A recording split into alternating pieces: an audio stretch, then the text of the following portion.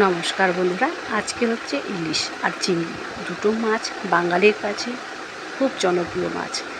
একটা যে কোনো রান্নাতেই করলে ভীষণ ভালো লাগে, টেস্টি। তো ইলিশ মাছটা করব বেগুন দিয়ে, কাঁচা লঙ্কা দিয়ে। আর এখানে একটু উচ্ছে আর পটল পেকে গেছে, ওটা ভাতে সেদ্ধ দিয়ে দেবো। আর এই চিংড়িগুলো অল্প কটা ছাড়িয়েছি, সেটা আমি শাপলাতে দিচ্ছি অল্প কটা, আর বাকি কটা দেবো ওই চিংড়ি। বড় ছেলে আমার ইলিশ মাছ খাবে না, শুধু চিংড়ি মাছটাই খায়, আর কোনো মাছ খায় না। তো অল্প কটা চিংড়ি ভেজে নিয়েছি। এবার একটু সর্ষে আর কাঁচা লঙ্কা বাটা দেবো শাপলাতে। একটু কালো জিরে কাঁচা লঙ্কা ফোড়ন দিয়ে দিয়েছিলাম।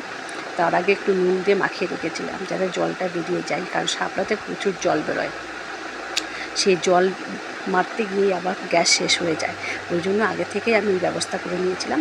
এবার একটু চিংড়ি মাছ ভাজা আর সর্ষে বাটাটা দিয়ে দিয়েছি।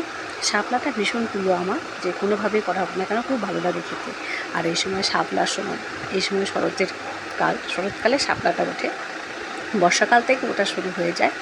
এবার কালো জিরে কাঁচা লঙ্কা দিয়ে দিয়েছি ফোড়নে, দিয়ে এবার বেগুনের পাতলা ঝোলটা করবো। ইলিশ মাছ বেগুনটা একটু ভাজা করে নেবো, এর মধ্যে কিছু দেবো না, শুধু সামান্য একটু জিরে আর ধনে আর কাঁচা লঙ্কা, ব্যাস হয়ে গেছে ঝোলটা। এবার নামিয়ে দিয়েছি।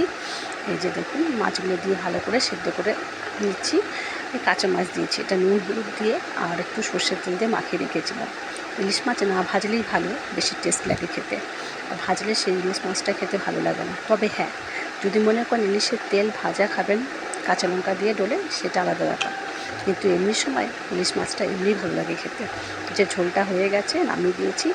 এবার ওল চিংড়ির জন্য চিংড়ি মাছগুলোকে ভাজতে দিয়ে দিয়েছি। যতগুলো চিংড়ি আছে সবগুলো ভেজে তুলে নিলাম। এবার একটু আলু আর দিয়েছিলাম, বেশ ভালো করে মশলা দিয়ে কষিয়ে, ওল দিয়ে ভালো করে কষিয়ে নিচ্ছি।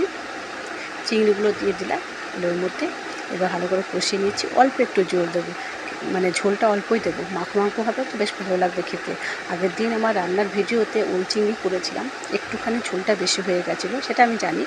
কেউ একদিন কমেন্টস করে বলেছিল যে একটু ঝোলটা কম হলে ভালো লাগে খেতে। একদম ঠিক বলেছেন বন্ধু, আপনাকে ধন্যবাদ বলার জন্য। ভালো থাকবেন, শুভ দুপুরে শুভেচ্ছা রইল। টাটা বন্ধুরা।